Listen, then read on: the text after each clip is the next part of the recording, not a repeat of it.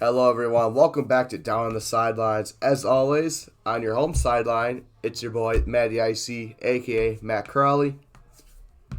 Welcome everybody here on the away sideline. We got Brett's Like Golf, 99 Brett's, 99 Brendini. Brett's, no problems, like whatever you want to say.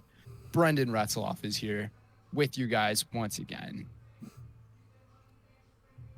Yeah, so, I was... Oh, gosh, my voice crack. I've been having Nice problems. voice crack, I man. know. My voice has been so bad this week. I'll say, Is it just from too much talking yeah, over the week or what? I shoutcasted for the esports event. And so I really lost my voice during that. And so whenever I talk, my voice cracks so much. It's ridiculous. Wow. That's that's saddening, but also good for you. That's probably a pretty cool job to have if you got paid for it. I don't know. You could have volunteered. I don't Yeah, know, it but was for a class that we had to do. We had to host a big tournament, a campus-wide event. So that's what we did. And yeah, my job was to shoutcast. So I did gameplay commentary. So it was a lot pretty of fun. cool.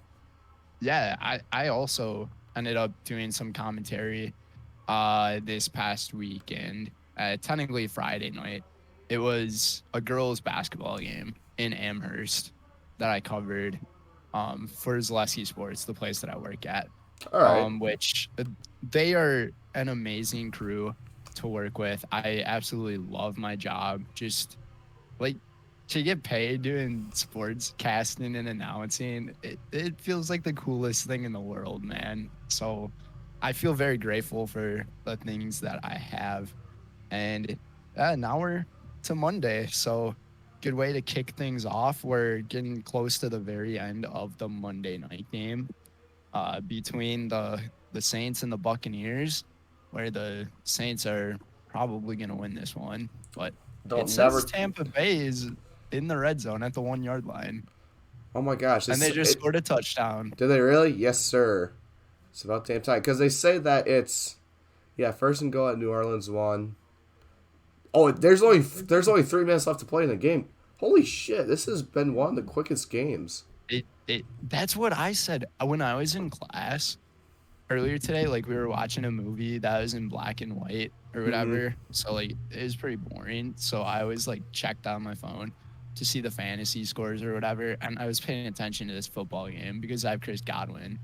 And Yeah, the I first benched time I Mike tuned Evans. in, the first time I tuned in, it was probably close to 8 o'clock, and it was like Almost almost at halftime. halftime.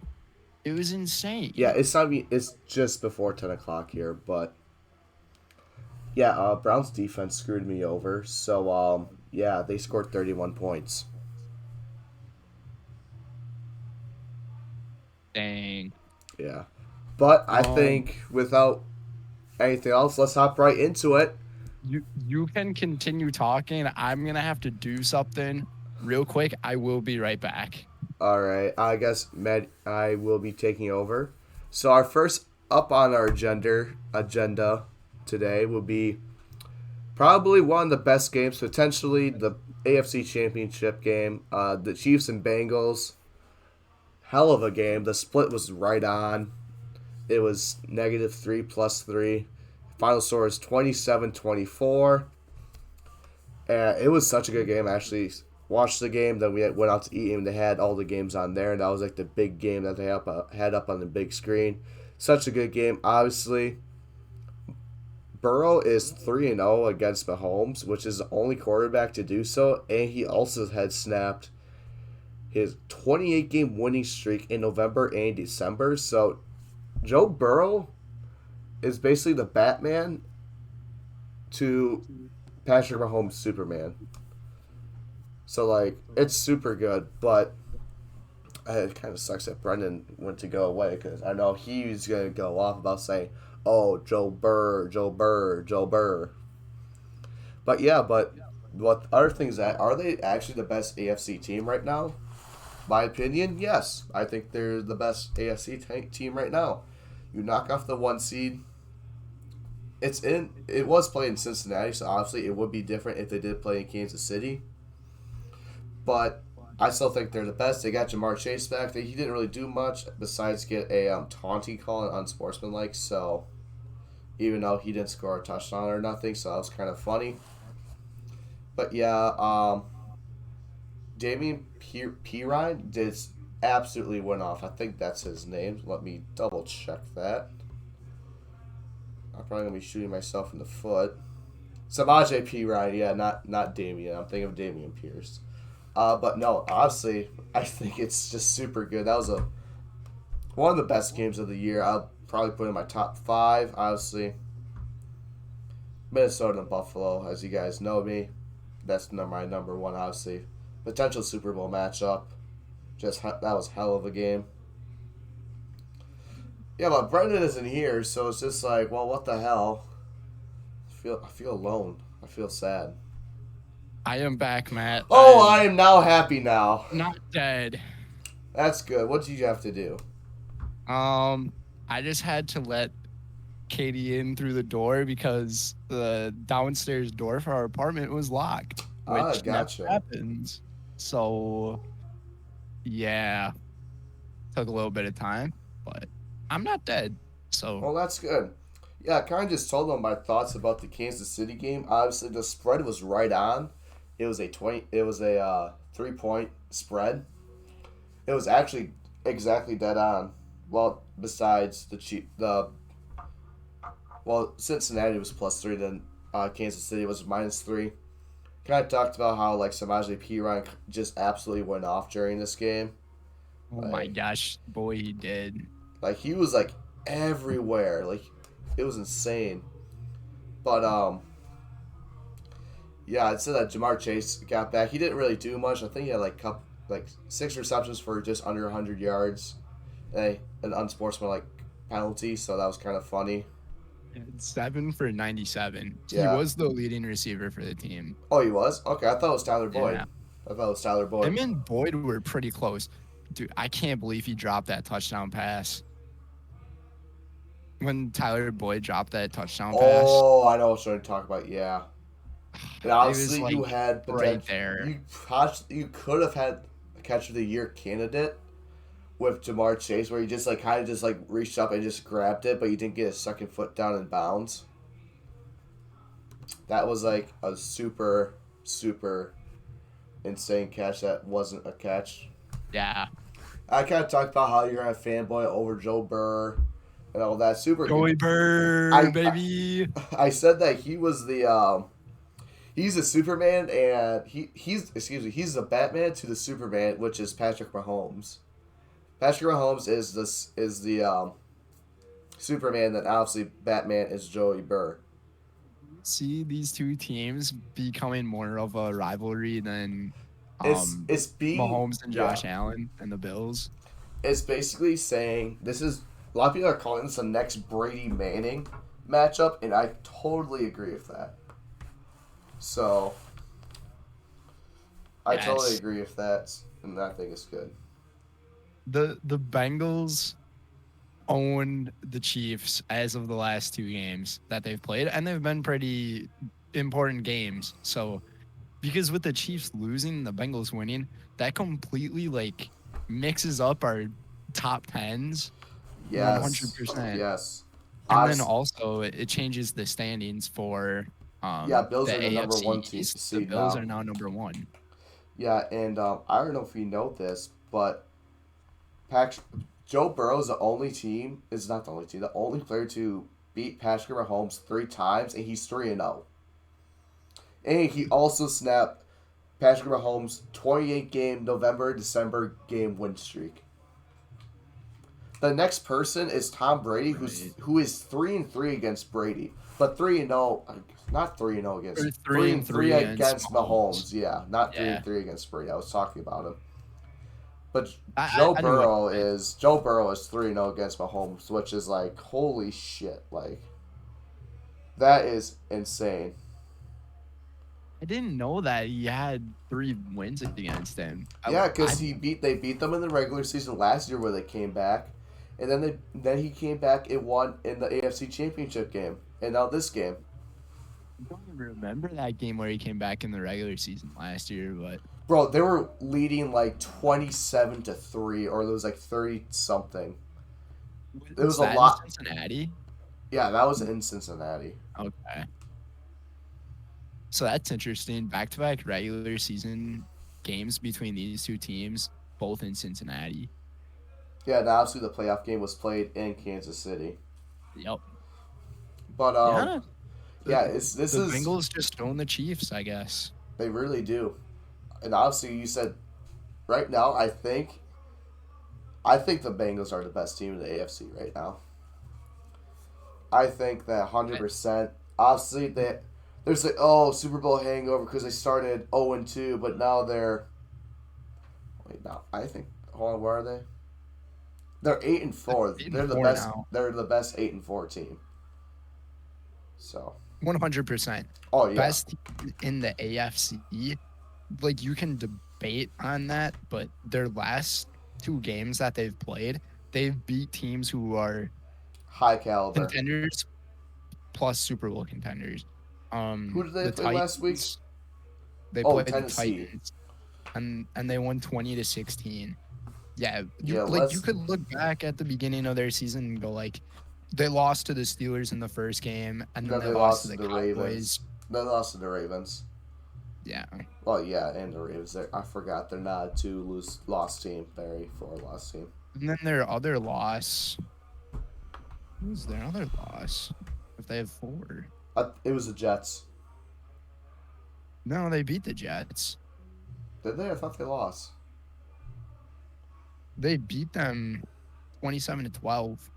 Oh.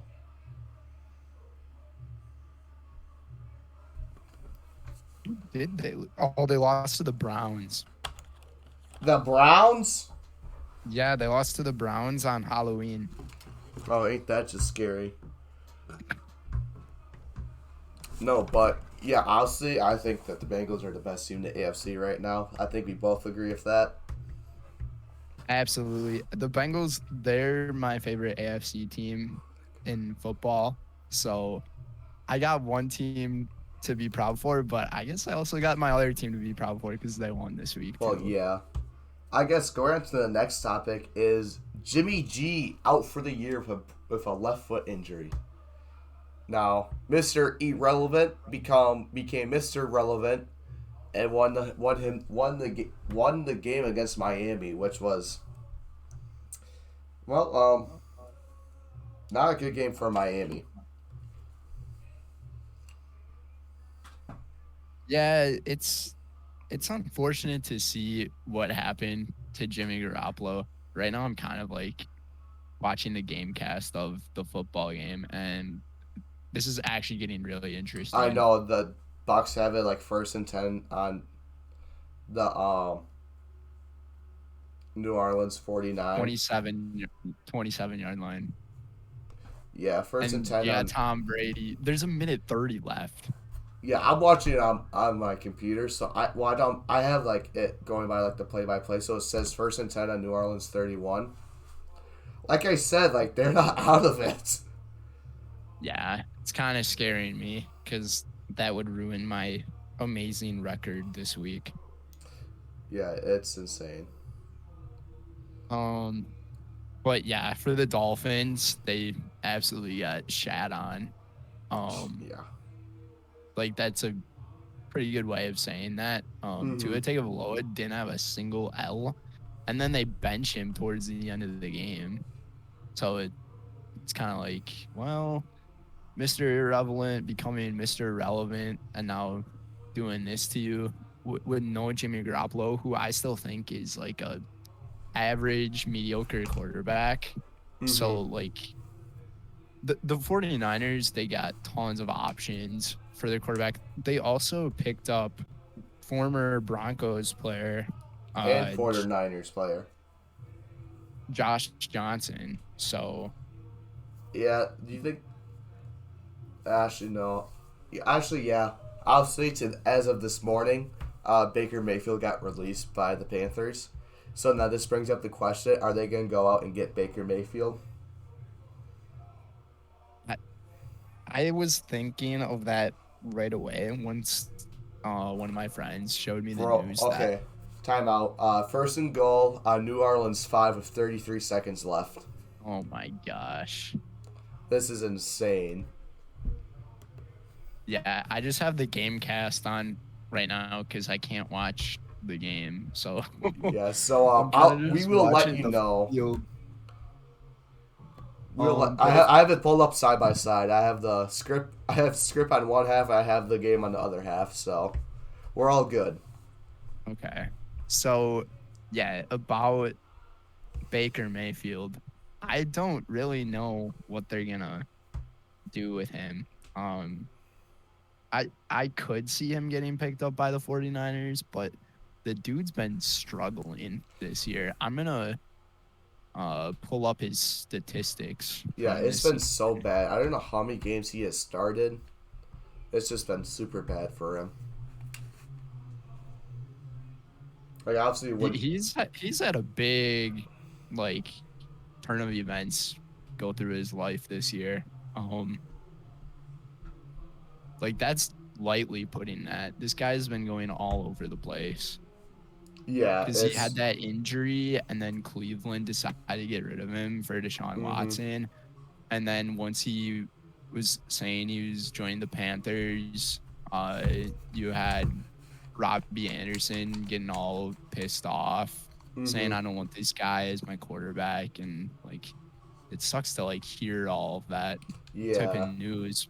But now that he's not even on the Panthers anymore, it's pretty wild. So his 2022 season stats, he is 32nd in the league with 1,313 yards, Yeah. 6 touchdowns, and 6 interceptions, and his QBR is 18.2. First and goal at New Orleans 15 with 12 seconds left. Oh my God. So they must have got a penalty, a holding penalty. Oh, That's mine's gonna be. ahead of yours. Oh, is it? No, you know what's gonna happen. I'm not gonna say anything. Oh no! Oh wait, never mind. Oh, there's 8 seconds. For a second, it went to New Orleans side, and I thought they like threw an interception. Oh, Oh my gosh. Yeah, the oh, timeout. it's 3rd and 6 and 3rd and goal Did on New Orleans 6. did you see the timeout yet? It doesn't show me the timeout. It only shows Tampa Bay's ball, 3rd and goal at New Orleans 6 with 8 seconds left. But you have the game on, right? Yeah, I have it side by side on the script. Yeah, I have it on my computer. It just shows like the scores and like where they are on the field, and like the Yeah. That's what I got have right now. This might be the game of the week. It might be. This game was going like really boring from the sounds of it though in the first half. Yeah, it was 10-3 going into halftime. But no, I guess we should really get back. Yeah, Baker Mayfield sucks. He had a couple. Yeah, He had that really good year of Cleveland, but after that, he hasn't been. He hasn't been the same. this guy was the guy to like put Revive Cleveland Cleveland. back. Yeah, revive Cleveland. That's a perfect way of saying it. The things that he did in his rookie season to get them into that playoff position. It wasn't his rookie year. It was some. It was a different Was it year. his second year? It was like his second or third year. It was our freshman year when they got into the playoffs, because I remember I was watching it with my roommates, and they were up 24-0 at the end of the first quarter. Oh yeah, you're right. So Yep. whatever year that was for him. I want to say that was year 3 then. Mm-hmm. He's been in the league for a while now. Oh my gosh. Tampa Yeah, tied it with 3 seconds left. I know. And now we gotta see if they make the extra point. I Now hope what do you do? What do you do on the kickoff? Do you squib it and then you go do a hook and ladder? Do you kick it out of the end zone and give Andy Dalton a Hail Mary shot? Oh my gosh, that's insane. Who do you throw it to? Kickoff just kick the ball super deep. make him take it at the 25. Do you see the kick yet? No, I haven't. Cade Oaton caught it. I did. Oh. Cade Oaton caught it. It says he's thrown 2 touchdowns. Yeah, he said he's thrown 2 touchdowns. No. That's what it says. At the touchdown. It says, yeah, it says Tom Brady, 36-54, 281 yards and 2 touchdowns. We are too focused on this game. We'll go over this once the game is finished. We'll let you know what the final score is. I just want to point out one more thing. The win probability for the Saints with... There's 3 seconds left on my screen. The win probability for the Saints was at 98.1% with 3 minutes and 19 seconds left. Well, shit. 17-16.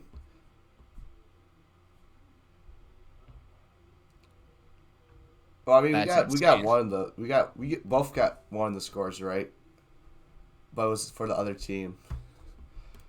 Yep, I'm just gonna do that.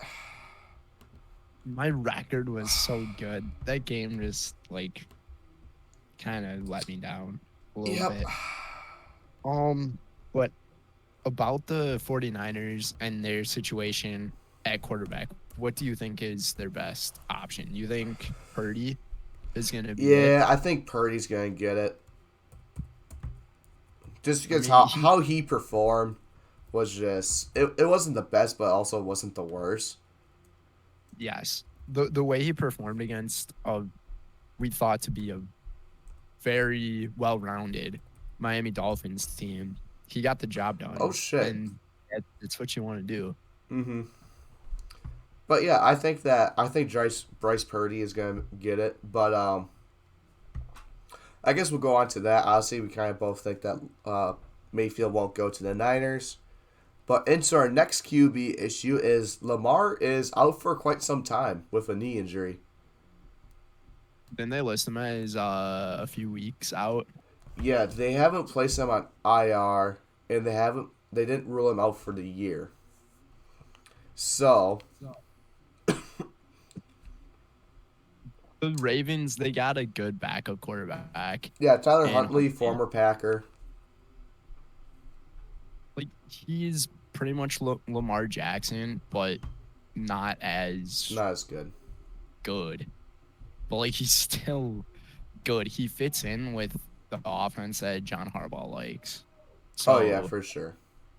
I don't see the Ravens running into any problems, but I don't see them winning their division. I see the Bengals carrying the North the rest of the way. Yeah, the Bengals should win unless they keep an even record, and that's going to be super stupid. Yes. Excuse me. I haven't really looked at the schedules of either side. That actually might be I think Baltimore's going to struggle now since they don't have Lamar. And you don't really have any good running backs to just hand the ball off to, so that's also going to be a problem. Oh, this is going to be spicy because the Ravens and the Bengals, they're the last game of the regular season. That game is going to come for the crown of the AFC North. I 100% guarantee that's what's going to come down to. They're going to have the same record. Whoever wins that game hosts a wild card game. So the Baltimore Ravens schedule next week, they play the Steelers. Mm-hmm. Gonna be a tough game, honestly, because Steelers are pretty good. Are improving. Oh, for sure. They just beat Atlanta, so. And then the following week on the 17th, so the Saturday games. We can talk about that too. Update. Final from Tampa Bay. Tampa Bay 17, New Orleans 16. So, this is a little update for that. Pretty good game that was. That was a hell of a game. See any of it. No, I didn't see any of it. So, believe it or not. So, for the Ravens, they play the Browns on one of the Saturday games. That game won't be easy. That's in Cleveland. Mm-hmm. Then the next week, Christmas Eve, I guess another Saturday game. What the heck? Yeah, Christmas is on Um, a Sunday. It's that weird time of that year where they play games play on. Saturday games. They play on Like, Saturday. what's the point of that? Because No for clue. college football fans, like that's where they have more bowl games going on. So like, Mm-hmm. why include NFL games when there's gonna be bowl games? I don't know, Yeah, it but doesn't yeah, make sense.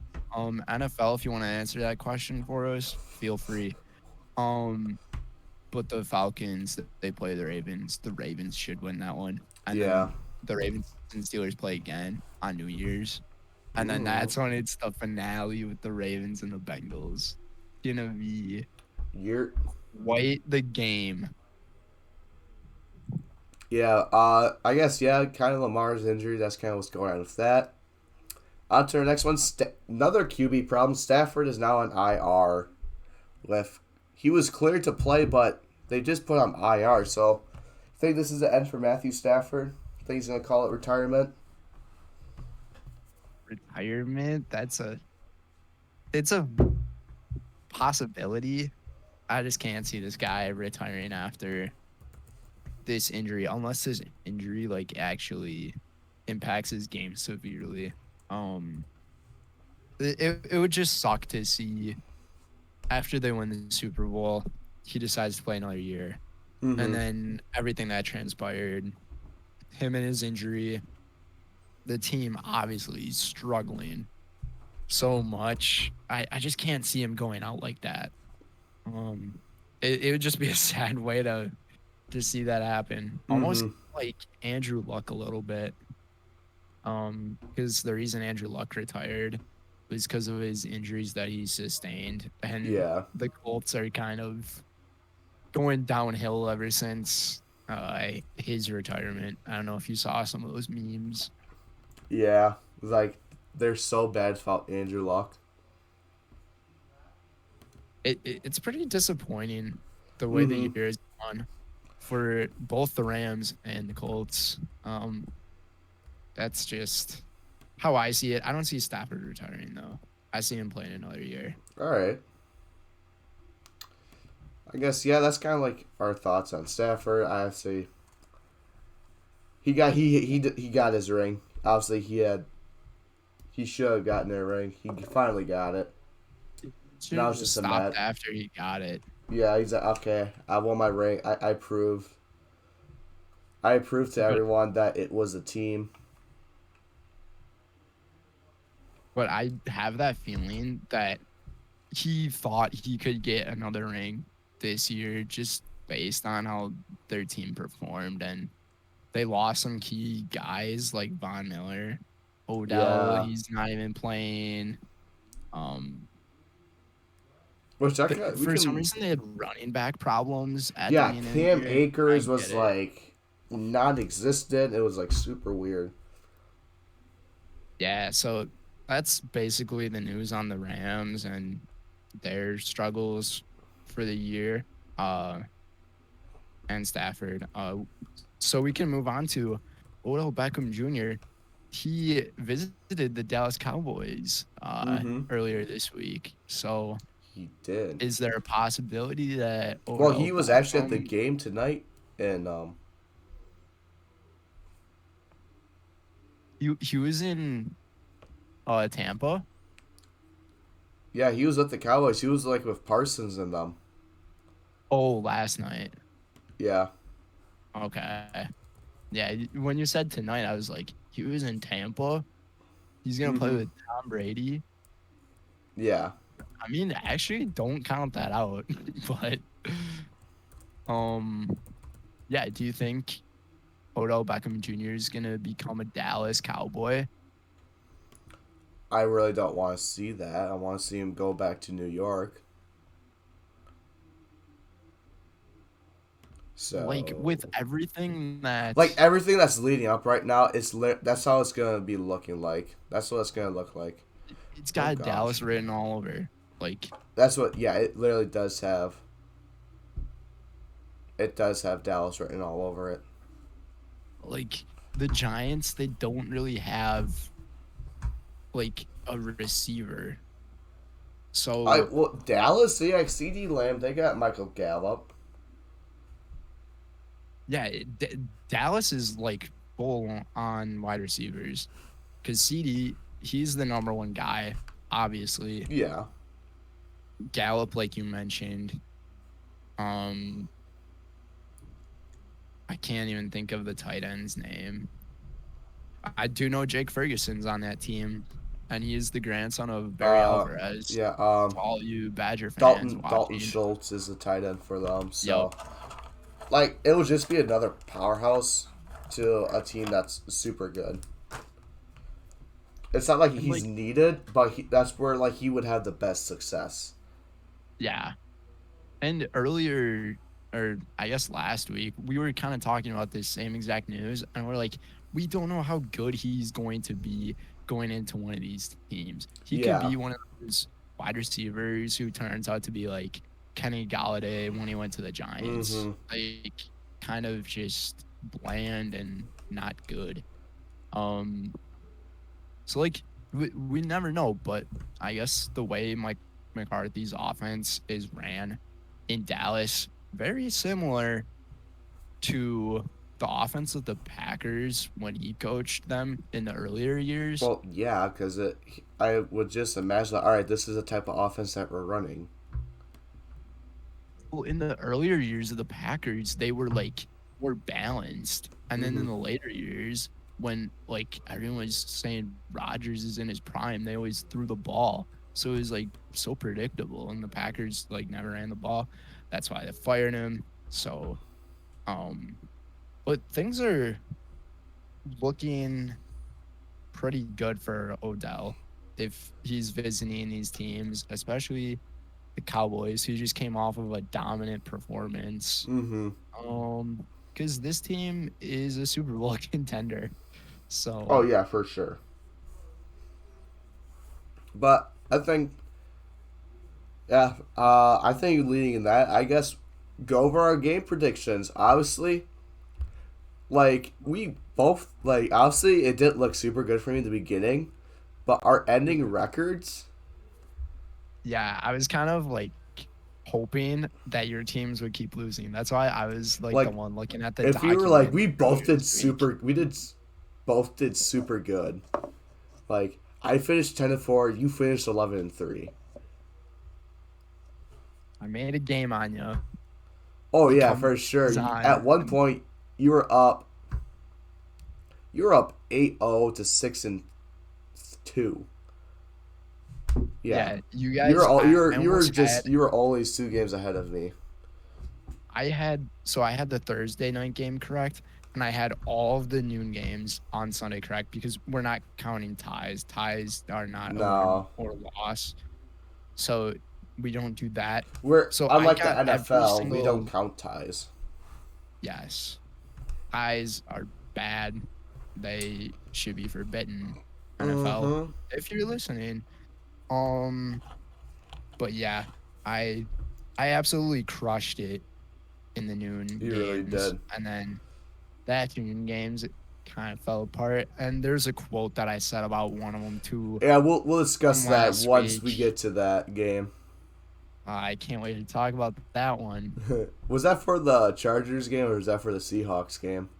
I think that might have been for the Chargers one. It was for the Chargers. All I hate right. to admit it, but it was. All right. Starting off on Thursday night, Bills travel to New England. Uh, Bills ended up taking the victory 24-10. I had them 30-20, and you had them 27-20. I guess, you know what? Since it was in New England, you report for the Bills. You report for the away teams. I'll do the home teams. That's fitting of our theme. So for the Buffalo Bills, Josh Allen, he played all right. 22 for 33, 223 yards, 2 touchdowns. Not great numbers, but enough to get the job done. And then James Cook was the leading rusher of the team, kind of taking over on Devin Singletary. He had 14 carries for 64 yards, and Singletary had the lone rushing touchdown for the team. He had 13 carries for 51 yards, so they split up the ball pretty well. And then for receiving, Stephon Diggs, leading receiver in the game, 7 receptions, 92 yards, and a touchdown. And Gabe Davis had the other receiving touchdown. And he only had 2 receptions for 15 yards. And then as for the kicking, Tyler Bass, he went 1 for 1 on field goals, 48-yard field goal. And yeah, that's about it for the stats on the Buffalo Bills. All right. As I said, on the home sidelines, reporting for the New England Patriots. Mac Jones, not a spectacular night. 22 for 36, 195 yards, and a touchdown. Ramondre Stevenson, 10 carries and 54 yards. Not very good. Leading receiver is actually a defensive player. Marcus Jones, 2 receptions, 51 yards, and a touchdown. So obviously he's going to basically become the new Taysom Hill. And no, never mind, that was Jonathan Jones. But yeah, kick returns. Marcus Jones 3 for 65, and then Nick Folk went 1 for 2 for field goals. His longest one was 39. Obviously, Mac Jones was super pissed at Mac Patricia. He literally said, he said, pass the ball. The run game isn't working. Yeah, I was very confused why they kept running the ball. I honestly thought that Mac Jones, he did not throw the ball as much, even though he had 36 pass attempts. He actually had more pass attempts than Josh Allen, It which wasn't is working. kind of a shocker. But all those pass attempts kind of came in the fourth quarter because they're like, oh shoot, we're down. Gotta try to do something to come back. Yeah. And they only get a field goal out of it. It's like, well, not very good. I did not understand the way the offense was ran by the Patriots. No, it was in the last 2 games, actually. Yeah, it was super weird. It's been like, okay, we're gonna do this. We're like, okay, it's not working. So now what? And the Patriots, they're now 6-6. Are they in last place now in the East? I think so. Yeah, because the Other Jets are teams have winning 7-5. records. Yeah. So Patriots, they're back to last place in the East. Buffalo Bills, they go up to 9-3. And then, so that was Thursday night game. We'll kick things off with the Sunday noon game. First up, the Bears and the Packers. Fuck in you. this one, bear down my ass because the Packers beat the Bears. Suckers. Oh, holy shit. 28-19 was the final in this one. It seemed like early in this game, the Bears were just going to take over. Yeah, especially I'm with Justin looking. Fields running the ball. Yeah, I'm looking at the score breakdown by quarter. Bears didn't score any points in the fourth quarter, and the Packers scored 18. So that's where you lose. And I think both turnovers from the Bears ended up being in the fourth quarter. So that was Oh. Well, Justin Fields, he did have the 2 interceptions, but the last one was to seal the game. So, I'm not really counting that one, but there was a fumble that was in there. I think it was Claypool who fumbled it, and he got injured on that same play as well. And then Fields threw an interception to Jair, and then that led to the Christian Watson 46-yard run. I didn't watch the game because I was watching awesome. my team. I was watching my team, so. This was the only game that I really watched. And I didn't even get to watch the entirety of the game. I only saw the second half.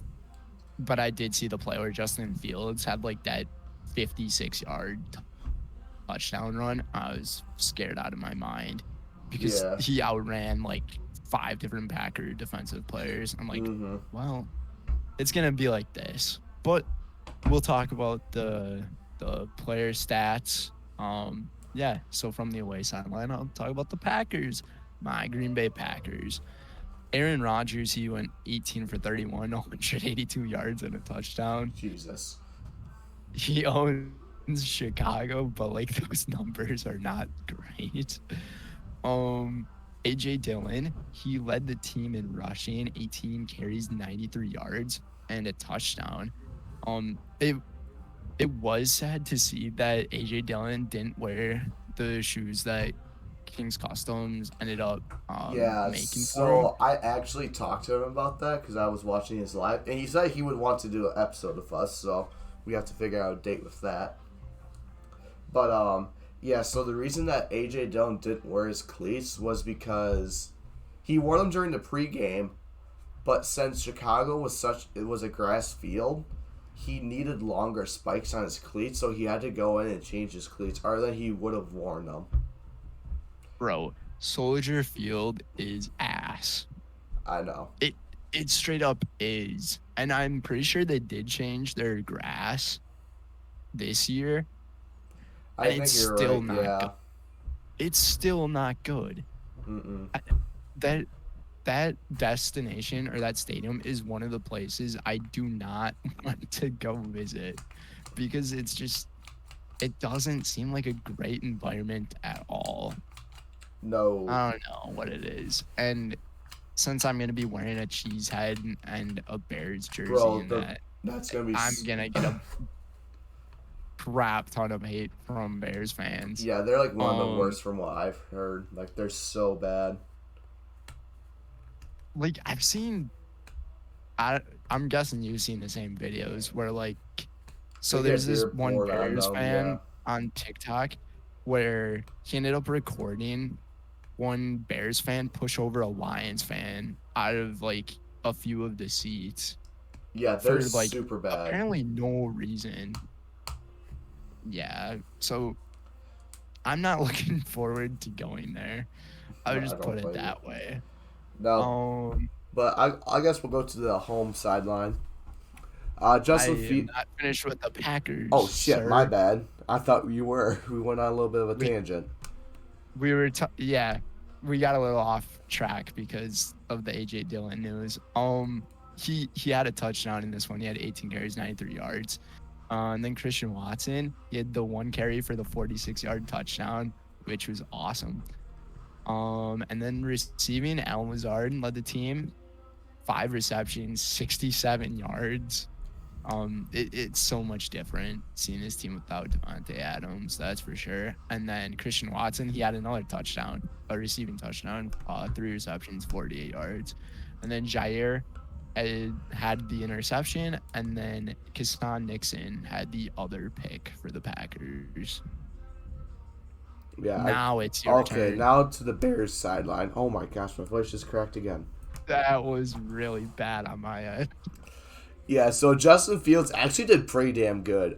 20 for 25, 254, no touchdowns and 2 interceptions. Leading rusher was Justin Fields, 6 attempts, 71 yards and a touchdown. Obviously, as Brenden said, the 54-yard touchdown run. Along with David Montgomery, 14 carries, 61 yards and a touchdown. Leading receiver, my friend on Facebook, Ecumenis St. Brown, 3 receptions for 85 yards. Then Carlos Santos, 2 for 3 were field goals. Longest was 40. So I don't know. I don't know if you saw the wind in this game. I But didn't know. it was so brutal. The first kick of the game was so wobbly, and the kicker had to like almost aim outside of the left goalpost, and it almost hits the right goalpost. Mm. It is nuts.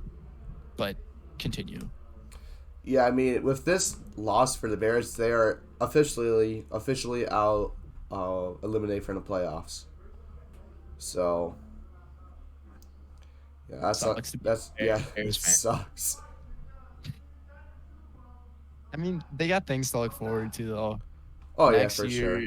Justin Fields, he could actually be a possible MVP candidate. Mm-hmm. Yeah, so that's the news about the first noon game. On to the next one, the Steelers and the Falcons. In this one, the Steelers won 19-16. We both chose the Steelers in this one, both by 7 and 8 points. So, um, we can talk about I'll talk about the Pittsburgh Steelers because this was in Atlanta. Kenny Pickett, he went 16 for 28, 197 yards and a touchdown. And then Najee Harris was leading rusher, 17 carries, 86 yards. And Pat Fryermuth, he led the team in receiving with 3 receptions, 76 yards. And then Connor Hayward had the lone touchdown, 1 reception, 17 yards. Minka Fitzpatrick, he had an interception in this one. And then for kicking, Matthew Wright, he went 4 for 4. And his long was 48 yards. So that was the scoring for the Pittsburgh Steelers in their victory. All right. Yeah, this was like a super. Did you see the nasty stiff arm by Najee? I did not know. Bro, it was so dirty. He literally juggled, like, legitimately just juggled the guy. Not juggled. Dribbled the guy's like head. Throw him down. Yeah, it was like a Derrick Henry's. That's menacing. I know. But yeah, I guess we'll go over on the home sideline, which we have Marcus Mariota leading the team in passing, 13 for 24, 167 yards, and one touchdown and one interception. Cordell Patterson leading the team in rushing, 11 carries, 60 yards, nothing. Drake London had led the team in receiving, 6 receptions, 95 yards. And Nicole Pruitt with the lone touchdown reception.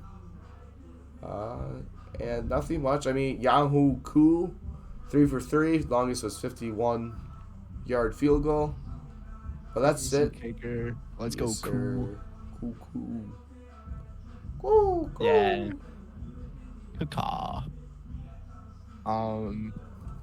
Yeah, I mean, the way this one went, it seems like not much offense was really played, but it sounds like the highlight was the Najee Harris. Oh yeah. Stiff arm. I'm gonna have to watch that. But the Pittsburgh Steelers, they go up to 5-7. Pittsburgh Steelers, they might finish with a winning record. It's very possible. They're on that track.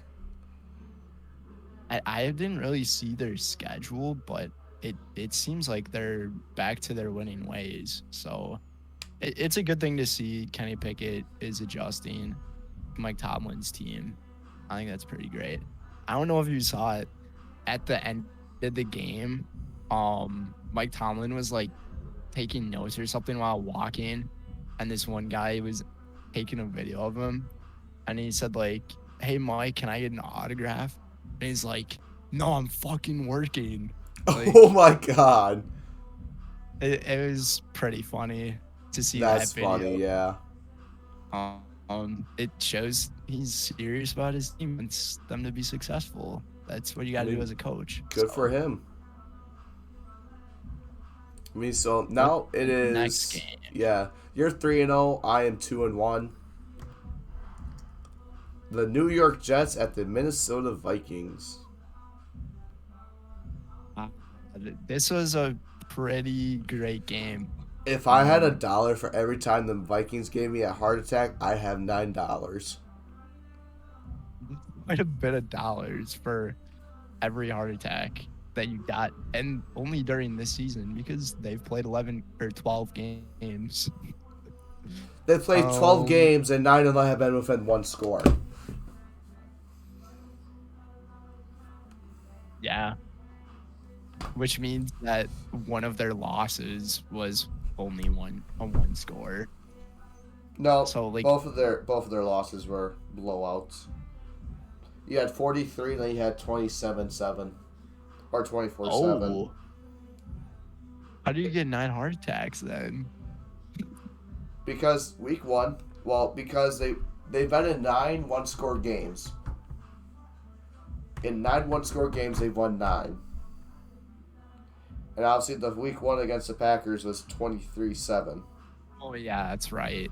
Yo, So, kind of forgot about that week 1 game because the Packers are irrelevant in week 1. we still got to get tickets to that game in Lambeau. Yes. We should I do haven't that really soon. looked at any yet, but You know what I'll I'm going to probably do? You know what I'm going to start do? looking. I'm going to go there, and I'm going to be Kirk Thuggins. I'm going to wear the chains. I'm going to go in there shirtless. I'm going to be Kirk Thuggins.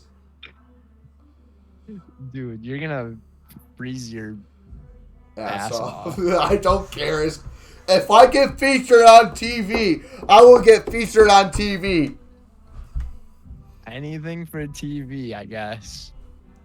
It'd be amazing. But yeah, I mean that would be the outfit. Like, that would be, yeah. You're not wrong about that at all. This is a little off track, but speaking of outfits, how about Jason Kelsey's outfit? I just saw that.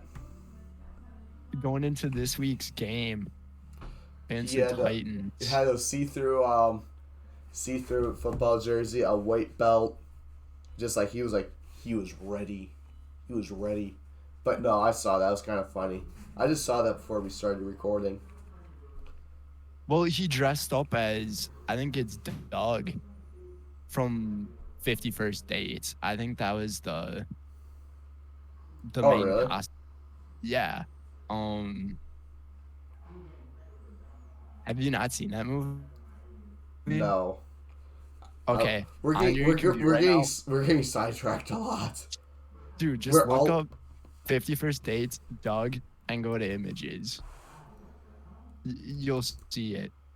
I'll talk about the Jets while you look that up too. So. Oh my gosh, that's literally a replication. Mike White, he went 31 for 57, 369 yards, and 2 interceptions. Garrett Wilson, he also had a pass attempt in this one. Leading the team in rushing was Donovan Knight, 15 carries, 90 yards. And Mike White, he had the rushing touchdown for the team, 3 carries, 7 yards. And then receiving, Garrett Wilson had a great game. He had 8 receptions for 162 yards. And then as for kicking, Greg Zuerlein, he went 5 for 5, and he made a 60-yarder. That was insane. I saw that. I was like, damn. He accounted for 15 of their points, so they only scored 1 touchdown this whole game. Zuerlein most definitely has the leg, and the Vikings are definitely that bend but don't break defense. Oh yeah, their red zone defense was spectacular. But anyways, going on to my Vikings, Kirk Cousins was not on point today. He was not the new nightmare that we know.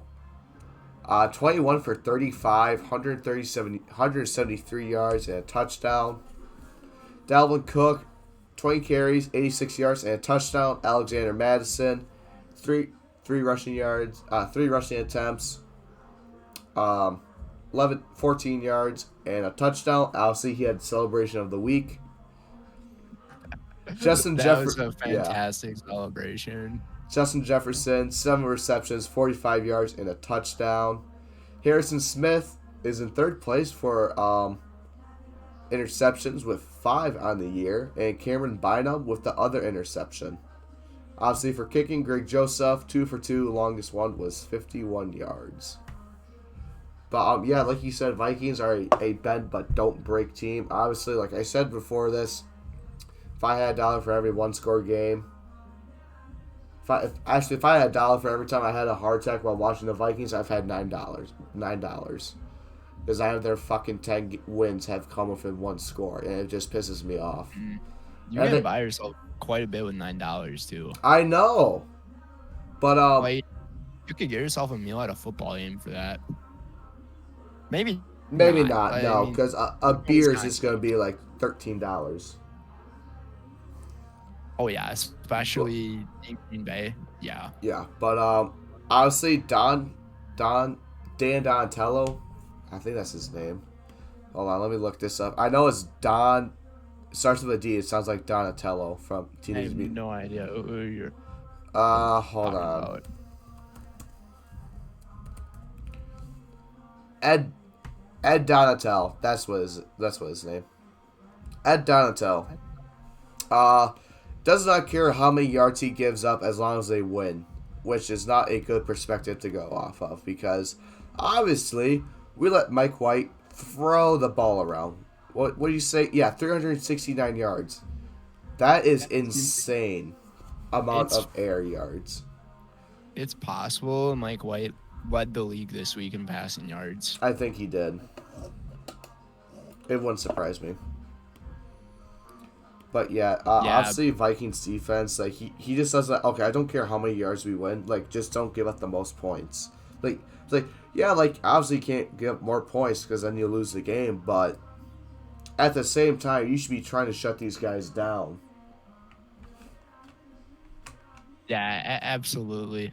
I agree with you on that. So he Dontello is your defensive coordinator then, I Yeah, would we assume. just we just signed him. I want to get rid of him already.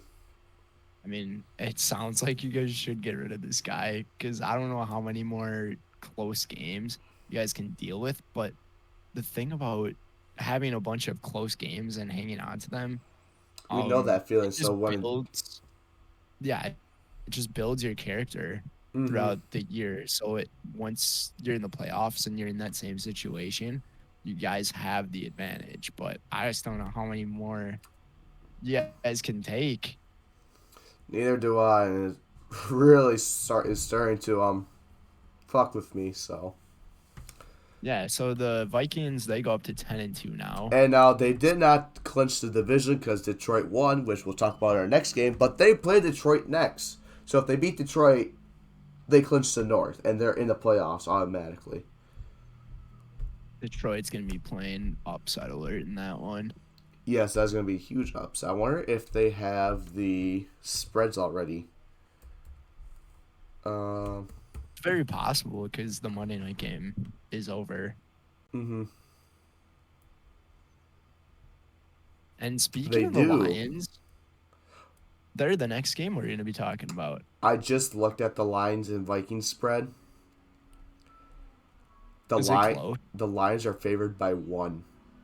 That's hilarious. Is it in Detroit? It's in Detroit. Oh. That's gonna be a hell of a game. Oh my god. So the Oh my Vikings, fucking god. so the Vikings are playing upset against Yes. the 5-7 team. Yes. I just That's saw laughable. the Dallas Cowboys play the Houston Texans. They have a negative 17-point spread. The next closest Holy is shit. I don't know why that one's such a high spread. Oh What my do you mean? gosh. You don't know why that's a high spread? No, I know It's pretty why, obvious but why it's a high no, spread. that's not what I'm talking about. Because I saw Buffalo, New York, and Buffalo is favored by 9.5, which does not sound correct to me. Against which New York team? The Jets? Jets, yes, Yeah, no way. no, that should be No like freaking three, way. at least a 4-point differential, not a 9.5. Yes. Yeah, I would have said Anyways, something like we're getting so distracted in this episode. We're already over an hour, I think. Yeah, 58 minutes. We've gone through okay. 3 games.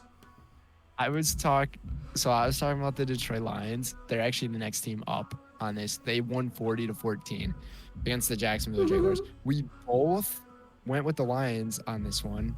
You said 24-20. I said 24-16. I'll talk about the Jacksonville Jaguars because they were the away team. Trevor Lawrence, he went 17 for 31, 179 yards, and a touchdown. CJ Beathard ended up coming in the game towards the end. Oh, He went that's 2 for right. 3, I 60 yards. forgot. Lawrence got hurt. Oh, I he for, got hurt? Yeah, I forgot about that. I don't know if he like. I thought Beathard just came in at the end of the game. No, Trevor Lawrence got hurt. Shit. Well, we didn't talk about that earlier. No, I forgot about that. That's on my part. That's all right. If that's something we want to go back to at the end, we can. Otherwise we can talk about it in the next episode. Mm-hmm. Um, but for rushing yards, Travis Etienne, he must be healthy again. 13 carries for 54 yards. And then receiving, Christian Kirk led the team, 6 receptions, 104 yards. And Evan Ingram had the only touchdown. He had 5 receptions for 30 yards. Defense didn't really do anything in this game because Detroit scored a lot of points. And Riley Patterson, the kicker, he went 2 for 2. His longest kick was 42 yards. All right. Now on the home sideline for the Lions, Jared Goff, 31 for 41, 340 yards and 2 touchdowns. DeAndre Swift led in rushing, 14 carries, 62 yards and a touchdown. Jamal Williams, 11 carries, 35 yards and another touchdown. Jamal Williams leads the league in touchdowns, by the way. I just want to point that out. Is he at 14 now? Yeah, it's like something insane. It's like, I think like 12 of them are from like the 1 yard line, I think. It's like insanely ridiculous. All right, Amon-Ra St. Brown led the team in receiving, 11 receptions, 114 yards, and 2 touchdowns. Obviously, Jameson Williams did come back. He did play, but he didn't have any receptions. He must have got targeted. But yeah, obviously, nothing. I'm looking at a defense like there's no sacks. There's only two sacks in this game. So for the Lions, for kicking, Michael Badgley 4 for 4, and his longest one was 47 yards. I mean, Lions just blew them out. I thought this would have been a lot closer game, but I was wrong. So I would have thought the same thing too. Like the defenses, it seems like they didn't really do much, but at the same time, the Lions defense only allowed 14 points. So things are looking up for Detroit. And yeah, they are. I still don't know how they're favorites next week, but that's just crazy to me. Yeah, so on to the next game. Which one is that? The Titans and the Eagles? Yes. It is. Yeah, so in this one, I was back and forth on my pick. And You chose right. That I went with my gut. The Philadelphia Eagles, they're now 11-1. They beat the Titans, who are 7-5, 35-10. For the Tennessee Titans on the away sideline, Ryan Tannehill, he went 14 for 22, 141 yards and a touchdown. And Malik Willis, he went into the game apparently. He went 2 for 4 for 16 yards. Surprised to see him throw the ball. And then for rushing, Ryan Tannehill, he actually led the team in rushing yards. Oh no, I was gonna say 34 yards. Oh, That's ugly. Henry in rushing yards. Yeah, by 4 yards. That is super bad. And all right, we're gonna see if I can get this guy's name correct. Oh, good Lord, have fun. Leading the team in receiving is Chigoziem Okonkwo. He had 4 receptions for 68 yards. And then Traylon Burks, he ended up getting injured in this one, which was sad to see. But he had the lone touchdown on 1 reception, 25 yards, and that 1 touchdown. And then Rennie Bullock, he went 1 for 1, taking 36-yard field goal. I think I hit that guy's name pretty well. A lot better than I would have. Do you even want to try? Fuck it. I'm on the Eagles. Chigoziem Okonkwo. Yeah, it's pretty close to what I said. Actually, let me do Google Translate so I can. Nope. It's probably Okonkwo. All right, we're gonna copy that.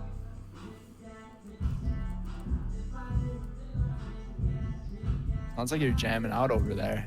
Yeah, my fucking roommates, I hate them.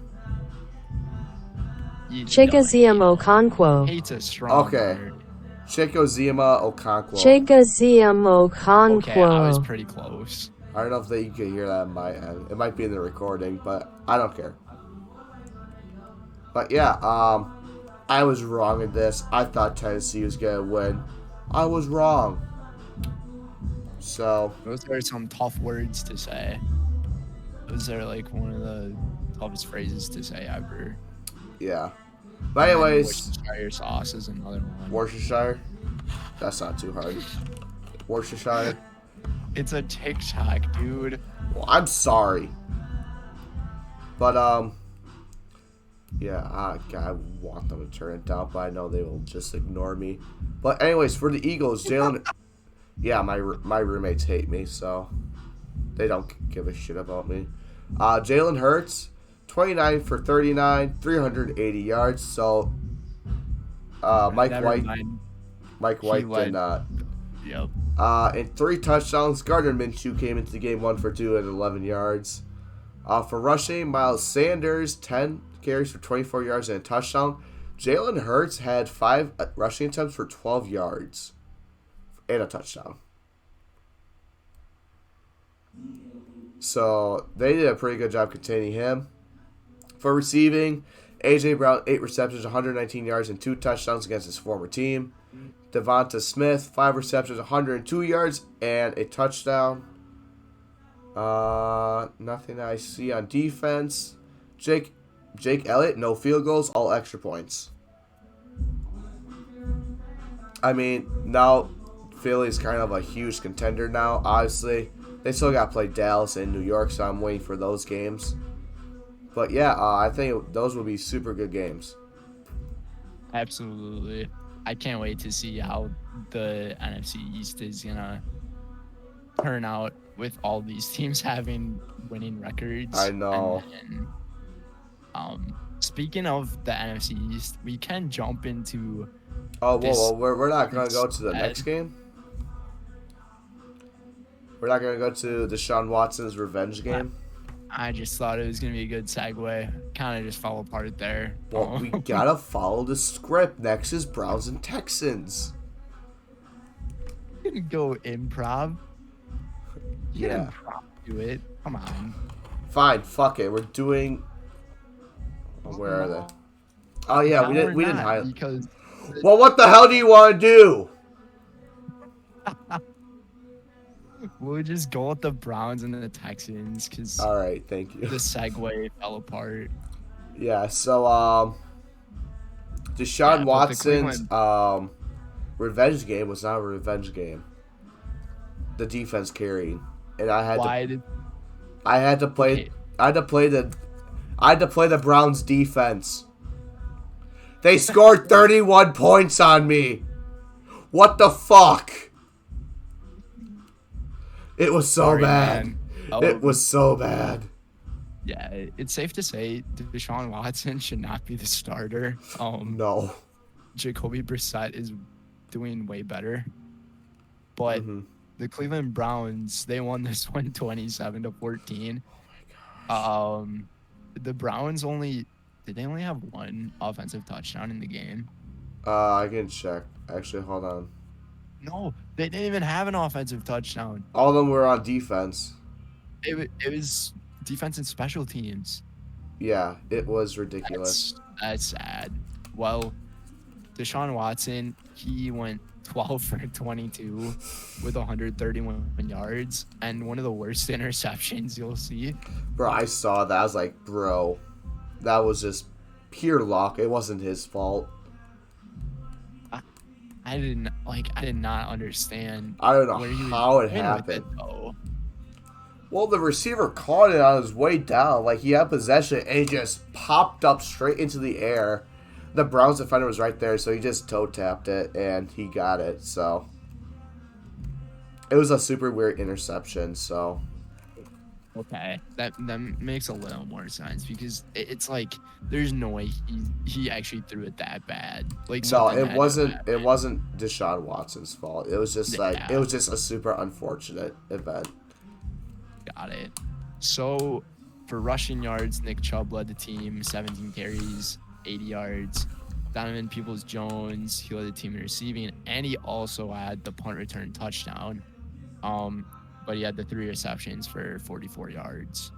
And then Tony Fields the second, he had an interception, and so did John Johnson. And then, as I referred to the punt return for the touchdown for Peoples Jones, he had 3 returns for a total of 86 yards and that one touchdown. And then Cade York, he went 2 for 2. His longest kick was 43 yards. All right, on the home sideline, which is wrestling the Houston Texans. Kyle Allen, 20 for 39, 201 yards, a touchdown, 2 interceptions. Damian Pierce did a lot better, 18 carries, 73 yards. Brevin Jordan, 4 receptions, 46 yards. Then Chris Moore had 3 receptions for 46 yards. They tied. Jalen Pitre had the lone interception. And then Desmond King had a 50-yard return for a kickoff. Then kicking, Kaima Fairbairn, I think that's how you say his name. 2 for 2. That's pretty close. Yeah, 2 for 2. The longest one was 46 yards. So honestly, this was not considered a revenge game. Honestly, the defense just absolutely destroyed Houston, and they are also eliminated from the playoffs for obvious reason. They're 1-10-1. Yeah, they're the worst team in the league, and I think they're going to be the worst team in the league at the end of the season. It is not an entertaining game, to be honest with you. So the Browns are now 5-7, and the Texans are 1-10-1. Yeah. Let's talk about more interesting game.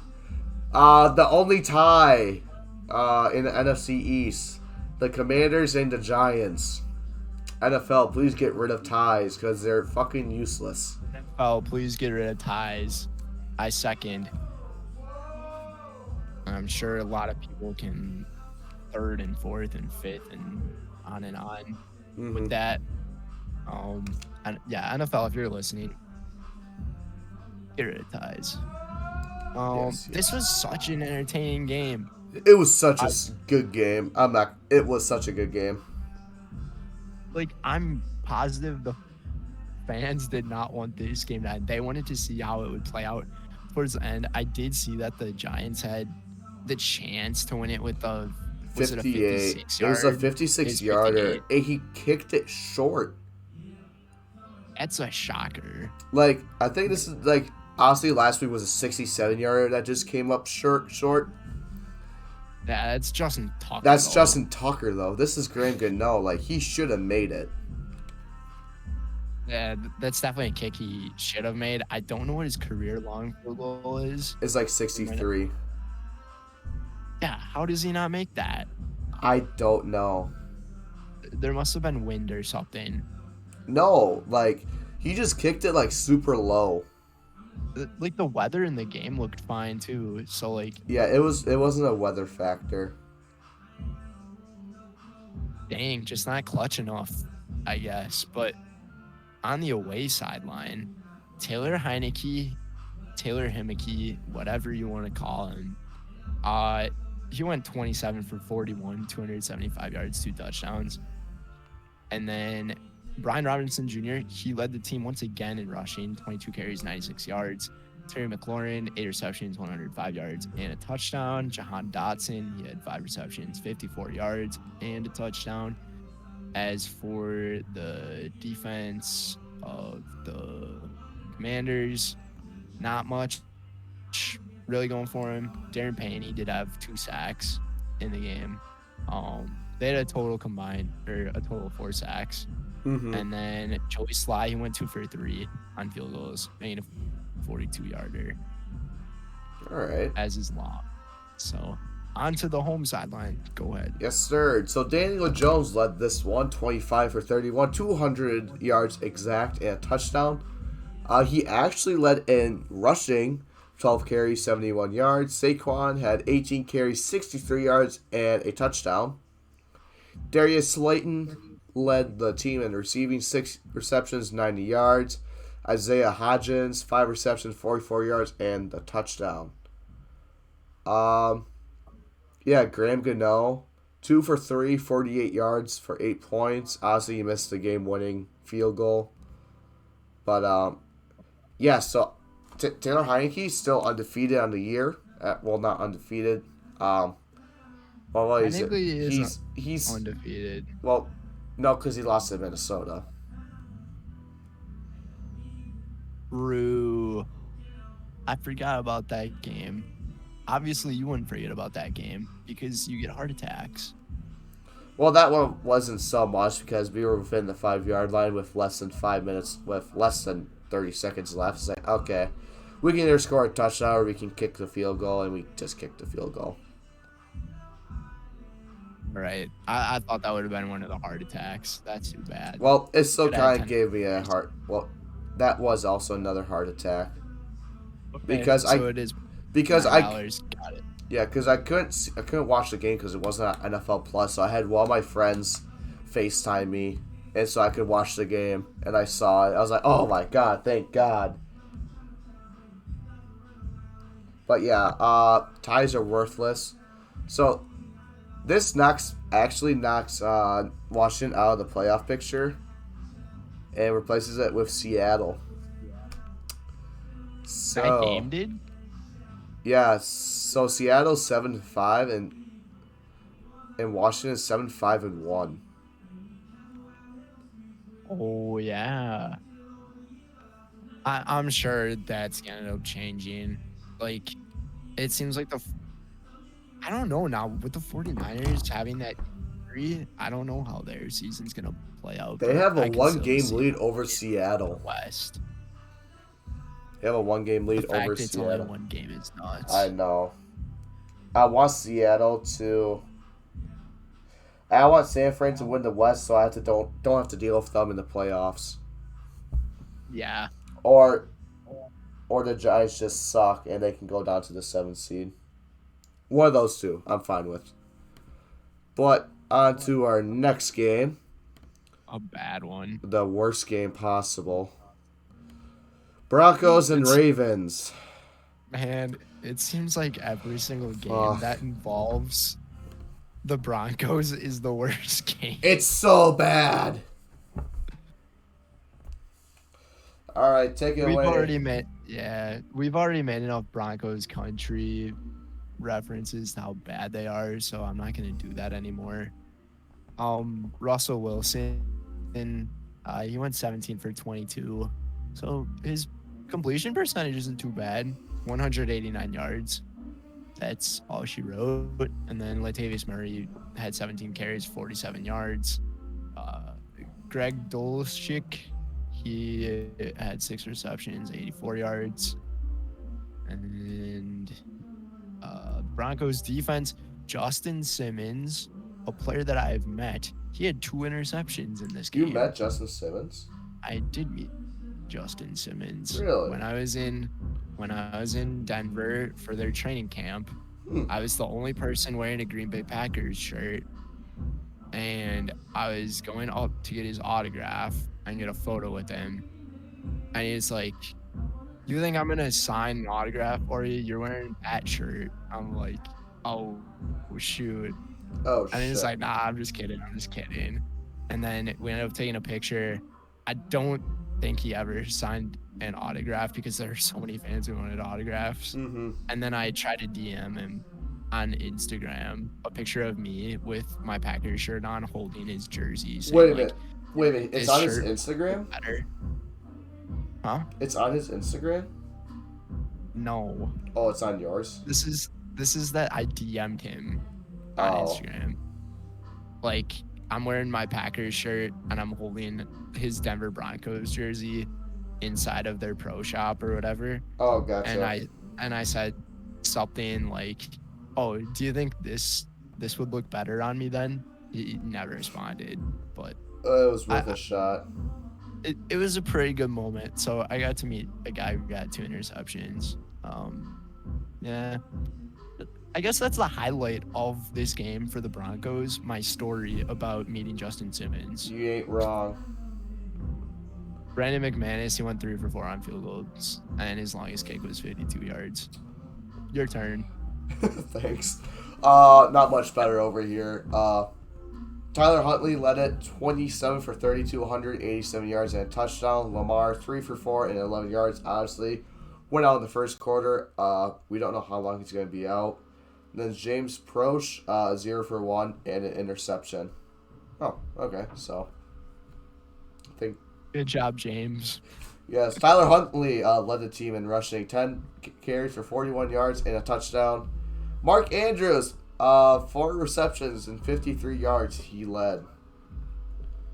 And then my boy, Justin Tucker, 1 for 1, a 26-yard field goal. So, I mean, do we really want to talk about this game because it was so fucking boring? You just want to go to the next game? Just go to the next one. Okay, This game was agreed. So bad. A super good game that we both got wrong. The Dolphins and San Fran. Yeah, so the 49ers, they're now 8-4. Same for the Miami Dolphins after the 49ers win 33-17.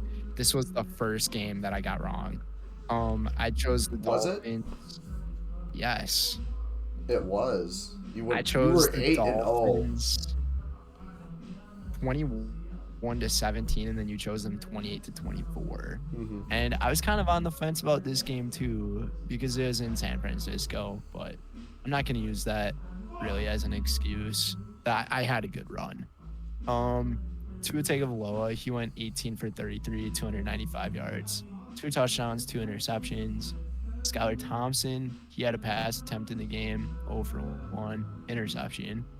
I think that was a pick 6 too. And then Raheem Mostert, he led the team in rushing, 7 carries, 30 yards in his return to San Fran. Same for Jeff Wilson Jr.'s return to San Fran. He had 1 carry, 3 yards. Then Tyreek Hill, he led the team in receiving. He had a good day.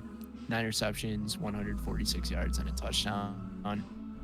Trent Sherfield, he had 1 reception for 75 yards and a touchdown. Then for the defense of the Dolphins, Xavier Howard, he had an interception. And that's pretty much it for the offense and defense. Then Jason Sanders, he made a 43-yard field goal. Yeah, so obviously, Jimmy G went out in the very first drive, so I'll talk about that right now. So Bryce Purdy, Mr. Irrelevant, becomes relevant. Actually had himself a pretty good game. 25 for 37, 210 yards, 2 touchdowns and an interception. Then Jimmy G, 2 for 4 for 56 yards. Obviously, out for the year. For rushing, Christian McCaffrey, 17 carries, 66 yards. And he also led in receiving, 8 receptions, 80 yards, and a touchdown. And Kyle Juszczyk, 3 receptions, 12 yards, and a touchdown. Fred Warner with an interception. Jimmy Ward with an interception. And Demonodor Lenore with an interception. And then Robbie Gould, 4 for 4 with 48 yards. I thought this would have been a lot closer game, but obviously it was like, okay, off to a hot start. Miami scores on their first play. But everything just goes downhill. Yeah, I think we all thought that this game was going to be pretty close. I mean, the Dolphins had a chance to bring it to a 1-possession game, and then that's when the pick 6 happened. And that's when it just got out of hand. But hats off to the 49ers to lose your starting quarterback and also not even have your backup quarterback because he got on IR. Well, no. Jimmy G was the backup. Once again, hats off to the 49ers because they lost their starter right away. And then they just lost their backup. Now they're working on their 3rd string, and he actually played a decent game against a good football team. The defense of the 49ers is also They're like outstanding. They're first in like every category. I'm so upset at myself for not picking them up after 1 week in fantasy football. I can't remember what week it was. I know. Yeah, so that's the news about that game. You got anything else to add? No, but definitely they're gonna climb in the power rankings because this was a huge game. Obviously, I think we And we both had the and we Dolphins like in the shit top. on them most all year too. Yeah, Dolphins for ESPN was a 5 team. They're my 5 team, and they were your 3 teams. So I cannot wait for the next episode with the rankings. that's It'll gonna be good. It's gonna be super some good. spicy content. Yes, sir. Yeah, Next one. so- Next one is the Seattle Seahawks and the Los Angeles Rams. So take it away. Seattle Seahawks, they were the away team in this one. So Geno Smith, he went 28 for 39, 367 yards, 3 touchdowns, and an interception. Leading the team in rushing, not Kenneth Walker the third this time. He actually It's went out. DJ He's injured. Dallas. He got hurt. He got hurt. Yeah, Great. so like they originally thought it was an ankle sprain, but he jammed his ankle. So instead of like spraining it, it's like where you go side to side, so left to right, he jammed it up and down. So he must have planted or something. I don't know. So like his bone just went like further up, so like hyperextended. I do not know. One of my best friends is a Seahawks fan, and she's like explaining this to me. I'm just like, okay, that's really weird. That sounds kind of awful and disgusting. Dang. Well, now that I found out that he is injured, DJ Dallas, he led the team in rushing, 10 carries for 37 yards. So Seattle is now on their third string running back, I guess. So lots of injuries are going on in the NFC West. Pretty crazy. And then Tyler Lockett, he led the team in receiving, 9 receptions, 128 yards, and a touchdown. DK Metcalf follows him with 8 receptions, 127 yards, and a touchdown. And then Noah Fant, he had 4 receptions for 42 yards and a touchdown. Noah Fant has more touchdowns than Russell Wilson in the last week, Matt. Yes, sir. So the Seahawks still winning. 7-5. And it's pretty close. Well, no, Tariq Woolen is tied for first in the NFL with most interceptions, which was a Denver pick, by the way. Oh my God, my fucking voice. Yeah, Tariq Woolen, he had one of the interceptions in this game. And then Cody Barton had another one for the Seahawks. And Jason Myers, he went 2 for 2 with his longest field goal being a 41-yarder. On to the struggling Los Angeles Rams. Yes, they're still in the playoff contention somehow. Bryce Perkins did not play. It was John Wolford, 14 for 26, 178 yards, and 2 interceptions. Cam Akers led in rushing, 17 carries, 60 yards, and 2 touchdowns. And Chatarius Otwell, 2 receptions for 48 yards, led in receiving. Bobby Wagner had an interception. Then for kicking, Matt Gay, 3 for 3 for 54 yards and 11 points. I mean, this game kind of came down to the wire. Seattle scored late, and then Los Angeles threw an interception. Yeah, who was it? I always said Bobby Wagner. Who was the other guy? The other Oh, one? no, never mind. That's on your end. I messed up. Please don't make fun of me. I mean, to be honest, I could barely hear it for some reason. Like, you're kind of cutting in and out on me, but I don't really have much to say about this game. I know that Seattle had a last drive comeback, so I was surprised to see the game end up being this close. It shouldn't have been this close, but it did. Our predictions, you had the Seahawks winning 28-21, and then I had them 37-27. I've been pretty damn close with a lot of my predictions. You have been. I've been close on a few of these as well, Mm-hmm. but we still have not been rewarded for getting a perfect score No, I yet. was 1 point off. That's the closest we've ever been. Which game was that you were 1 point away? It was Miami and Houston. No, it was Miami and no, it was a Washington game. It was Washington and Houston. That's what it was. It was Houston and Washington. Oh, That's what it yeah, was. I remember that. Was that 2 weeks ago? Or No, was that might have been last week? 3. That might have been 3 weeks, 2 or 3 weeks ago. I do remember Yes. that game. Yeah. So we can go to the next one where I'm Where gonna we get shit will on. start with your quote. So, Brenden, you're up in the air about this game. You didn't know what team to pick. Actually, no, you weren't. And you said if you stick with your gut, it's better than not sticking with your gut because then you are wrong. Well, this quote came back to bite you in the ass. I don't know what I can really say about this. Yeah, I was wrong about this. I guess you could say I was right about the Eagles one because I went with my gut. Um, but sorry, people.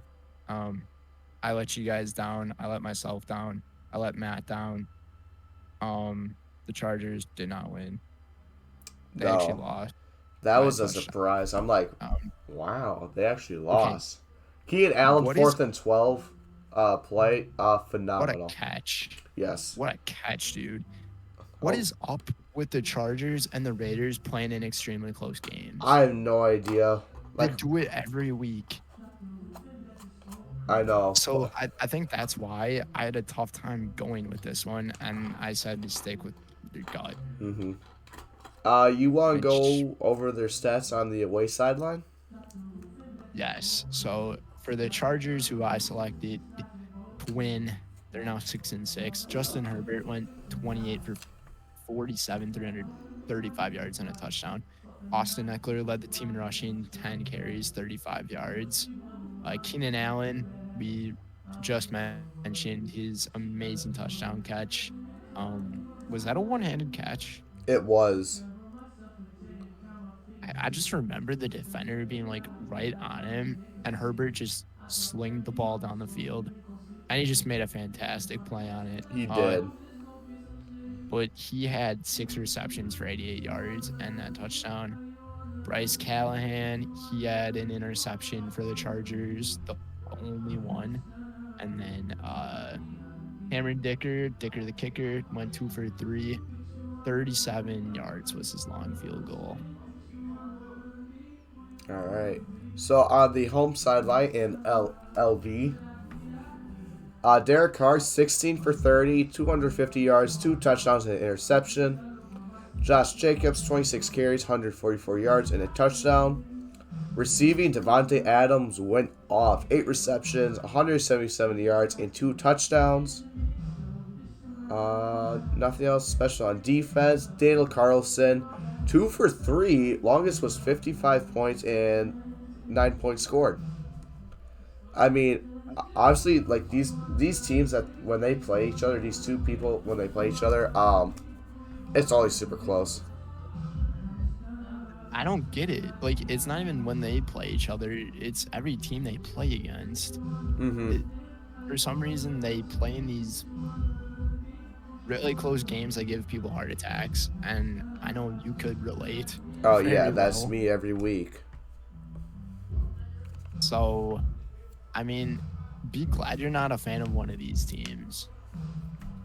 Because Debatable. I feel like it'd be much worse Yeah. because they don't always win. Mm-mm.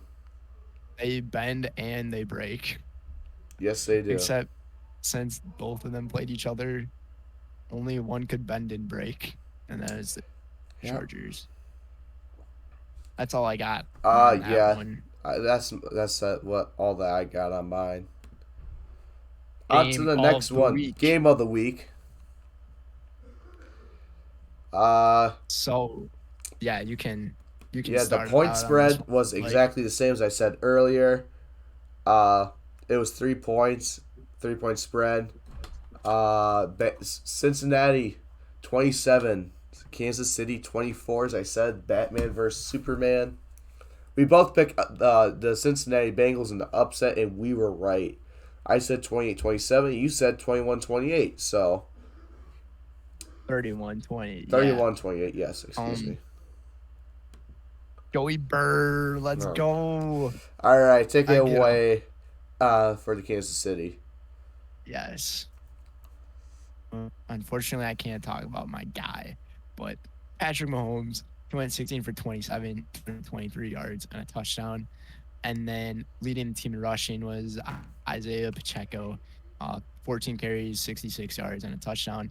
And Mahomes, he had that, what ESPN and NFL say, Air Jordan looking It touchdown, was like super which, close. The game popped out. Like he had barely just gotten it across when it came out, from what I saw. yeah, like that is what happened. So the way he went up into the end zone, or so he jumps up into the air. There's two Bengals defenders that hit him. So it kind of looks like this is gonna end up being like the helicopter play with John Mm-hmm. Elway. Very iconic. And that's not what happens at all. His body does not rotate. He just reaches over the goal line and then he lets go of the football, hoping that he made it over, which he Mm-hmm. did. And the NFL and ESPN are saying this is like his Air Jordan play, but I mean, it didn't seem like all that special. It was pretty cool, but I don't think you can go that far with it, considering they No. lost. Um, and then leading the team receiving was Marquez Valdez-Scantling, 2 receptions, 71 yards, using that speed. And Jerick McKinnon had the only receiving touchdown, 2 receptions for 9 yards, and that score. And the defense of the Chiefs could not get to Joe Burrow. They could only manage 1 sack. Um, and then Harrison Butker, he went 1 for 2 on Yeah. his feet. We'll talk about that missed field goal because I saw it and I knew they weren't gonna make it. Yes, that I guess let's that talk. was Let's talk actually a about it right key now. play. Let's talk about it right That now. So what I saw, I was watching because this was like the ones that when I went out to the bar and grill, to get a nice greasy burger in me.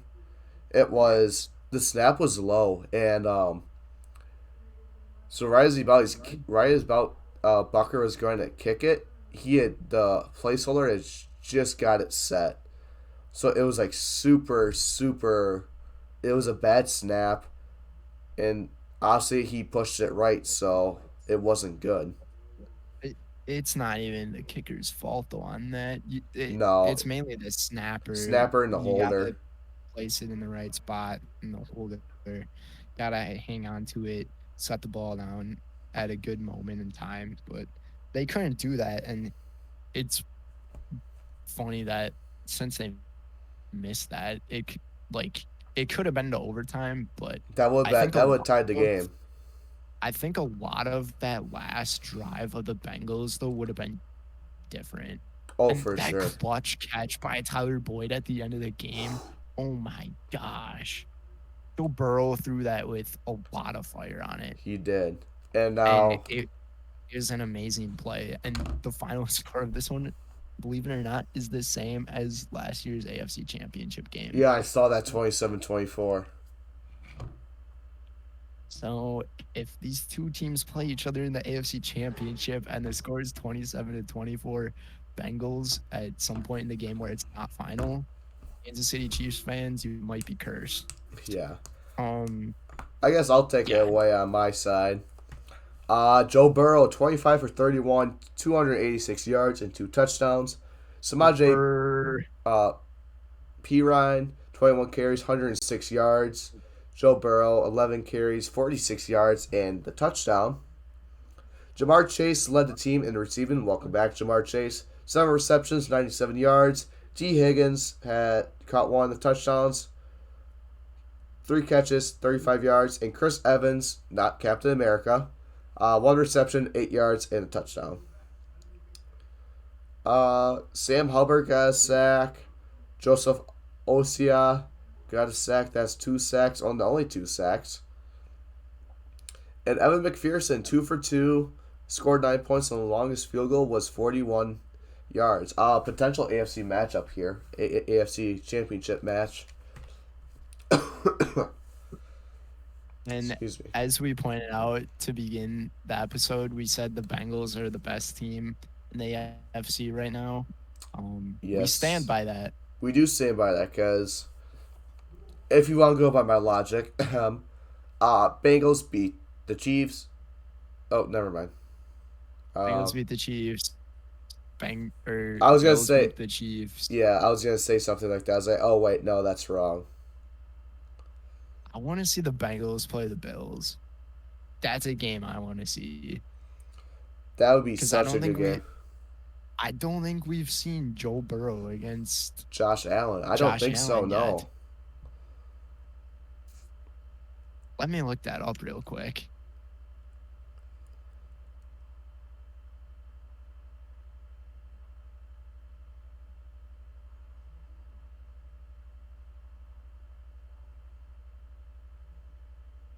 They have not played each other. Oh, that's insane. That would be a hell of a game. I would definitely go pay to go see that. I would go to that game in a heartbeat. Mm-hmm. One of my favorite quarterbacks against one of my other favorite quarterbacks. I mean, tough to beat. That would be such a good game. Talking about Tom Brady. Yeah. So we stand by our statement about the Bills. Yeah. Or not the Bills. The Bengals being the best in the AFC. Mm-hmm. So stay tuned for the next episode where we show our lists. Yeah. So the game that got flexed into prime time, an absolute massacre. NFL, what are you doing? An absolute massacre. Indianapolis Colts versus the Dallas Cowboys. It was 14-13 with like 3 minutes left. It was in the first half. Yeah, it was 21-13. And then at one point it was 21-19 in the fourth quarter with 11 minutes left. Final score 54-19 Dallas. How does that math add up? They scored 33 points in this fourth quarter, so yeah, let's get into it. So lead away. Yeah. So Matt Ryan, oh shit, he's getting old. He went 21 for 37, 233 yards, 2 touchdowns, 3 interceptions. Ouch. And then Jonathan Taylor led the team in rushing yards, 21 carries for 82 yards. And then Alec Pierce led team in receiving, 4 receptions, 86 yards. I've never heard of this guy. Alec Pierce as well. He's a rookie. I've not heard of him. Yeah, he's been pretty quiet, but lately he's been going off. Fuck. Like, the only guys in the receiving corps that I know from the Colts are Paris Campbell and Malali Cox. And Michael Pittman Jr. Yeah, I was going to say, Michael Pittman's a big one. And he barely did anything. He had 2 receptions, 16 yards. And then Ashton Dolan, don't know you. He had a reception for 14 yards and a touchdown. As for the defense, Stephon Gilmore, he had an interception. That was about it on there. And then Chase McLaughlin, 2 for 2 on field goals, 52 yards was his longest. Mm-hmm. How about them Cowboys? So, Dak Prescott, 20 for 30, 170 yards, 3 touchdowns and an interception. Tony Pollard led in rushing, 12 carries, 91 yards, and 2 touchdowns. Ezekiel Elliott, 17 carries, 70 yards, and a touchdown. Malik Davis came in at the end of the game, 3 carries, 29 yards, and a touchdown. For receiving, you had CeeDee Lamb, 5 receptions, 71 yards, and a touchdown. Oh, and then Michael Gallup, 4 receptions, 23 yards, and 2 touchdowns. I was like, wait, he say he's thrown 3 touchdowns, but I only see 1. Anyways, so Darren Bland had 2 interceptions. He caught them back to back. So he got a pick 6. They came out, and he got it again. And then Malik Hooker had the other interception. So this must have been in the fourth quarter. Yeah, all this happened in the fourth quarter. Gosh, It was that's so insane. bad. Then Brett Maher, no field goals, just 6 extra points. No field goals and you get 54 points. Yep. That's hilarious. Yes, sir. Yeah, it Cowboys. was so bad. I was watching this game. I was like, oh my god, please stop killing them. It's like that Simpsons meme. He's like, stop beating him. He's already dead. I know what you're referring to. Yeah. So the Dallas Cowboys, they are in the conversation of best team in the NFC then. Like, after this beating, and then obviously the beating they had on your Vikings, like, but then there's also the Philadelphia Eagles. I want to see these two teams play each other. Bro, you might be in surprise for my power rankings. I am very excited for Wednesday night. I think it's going to be interesting. I think my power rankings and your power rankings are going to be quite different from each other this time. And Oh, then yeah. I'm curious to see what ESPN's power rankings are going to be as well. Yeah, that should be super interesting. Because